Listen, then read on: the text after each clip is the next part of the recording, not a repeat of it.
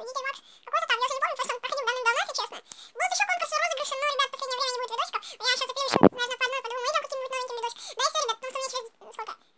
Раз, два, три, четыре. Через 4 дня, друзья, у меня будет день рождения, так что 17 числа пишем. Хэштег с днем рождения. Или просто с днем рождения меня. Ребят, потому что, как оказалось, что на моем дне рождения будет мало людей, ну как мало. Моя мама, мой папа, моя бабушка, дедушка, православная, короче, все родственники. Но они будут, короче, бухать, в принципе. И, ну, не знаю, мне кажется, они будут бухать. Реально, ребят. А мы с пацанами, наверное, пойдем в кафешку, на улицу. Я не знаю, ребят, в снежки поиграем, я позовем тоже, поснимаем снег, запрячемся. Ха-ха-ха. Не знаю, ну мы, наверное, в кафешке с пацанами будем отмечать с девчонками. Но родители мои тут, разумеется, потом мне еще сюда переехать.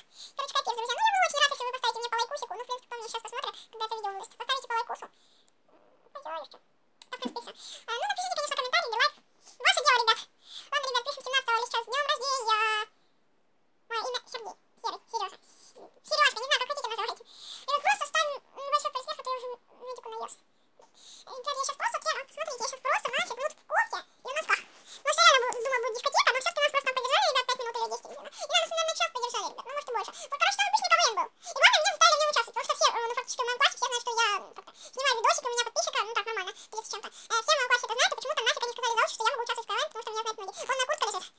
Потому что меня знают многие, в принципе, люди, даже те, кто не подписывается, не ставит лайк, меня знают, ребят. Я им говорил, что это не так, но... Короче, я участвовал в КВН, видосики можно найти на школьном сайте, правда, я не знаю, как он называется даже, ребят, если честно. Я не помню. Я и не заходил, в принципе, на него. Здравствуйте, ребят, за объектив камеры. И хотел обсудить с вами один вопрос.